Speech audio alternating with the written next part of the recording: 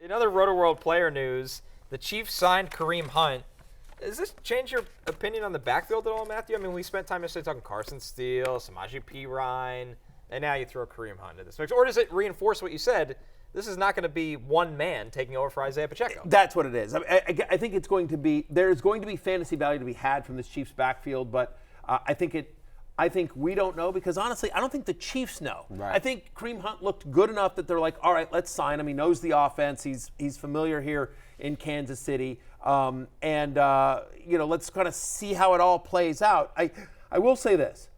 I think there's a reason why Kareem Hunt was a free agent at the moment, that he was sitting on his couch waiting for a call.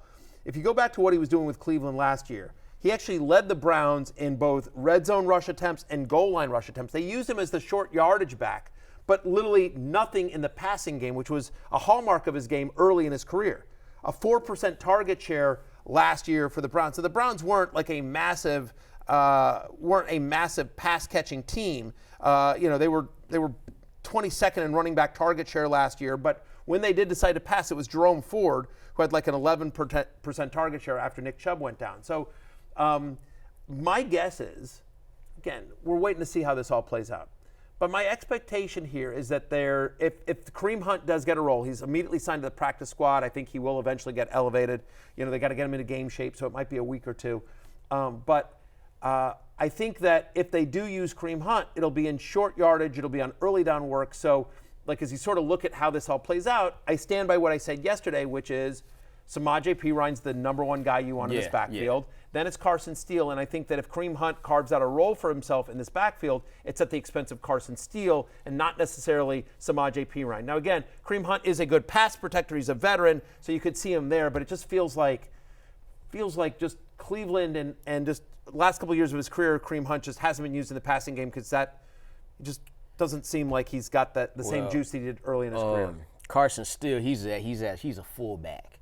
He's an actual by trade. He's an actual fullback. So it doesn't shock me to bring in Kareem Hunt that they brought in Kareem Hunt. I would say Samaje Perine is the guy you want to have over Carson Steele. And you talk about Kareem Hunt potentially in the short yardage role, that'll work out fine because you would see Samaje Perine as the best pass catcher at that Chiefs office. And then you do with Carson Steele what you've been doing the first two games. He comes in, has a carry here and there, and see what happens with that. Yeah, and I think this will play. It'll play itself out. And I don't mind somebody if you want to take a shot on Kareem Hunt and grab him and stash on your bench. I got no issue with that. Jay Croucher, reeling from his massive loss to Big Show in the league. He picked him up this morning in our league. Great, it's fine. Kareem Hunt? He picked up. Yeah.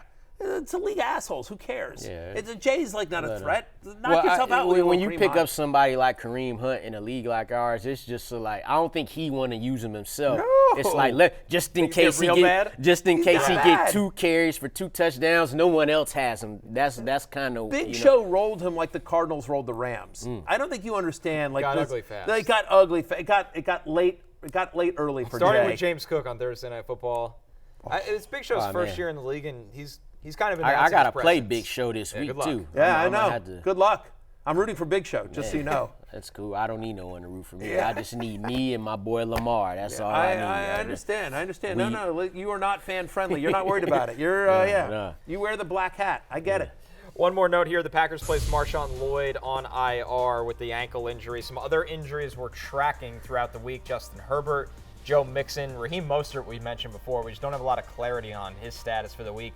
Kenneth Walker, this could be something that sidelines him again. If you have Zach Charbonnet, be prepared to start him. Justin Jefferson really downplayed his quad injury, but we'll see about that one. Jordan Addison still with the ankle. T. Higgins is trending the right way with his hamstring injury, but this is T. Higgins with his 5th year in a row. And it's the Monday night game. We may not have an answer before you have to set lineups. Have a contingency plan. It's T. Higgins. Jake Ferguson still dealing with the knee. David Njoku and Taysom Hill also still injured. I feel better about Ferguson playing this week than I do Njoku as well. Herbert's going to be on the injury report today for the Chargers, so we'll see how that all plays out. But we'll track that throughout the week. Definitely feels like it's. I was optimistic that Ken Walker would play again this week, but it does feel like it might be one more week for Zach Charbonnet. Hey, it's Matthew Berry from NBCSports.com and RotorWorld.com, and I want to thank you so much for watching whatever it is you just watched, or if nothing else, being too lazy to click out of the autoplay after this video started, after whatever it is you actually wanted to watch finished.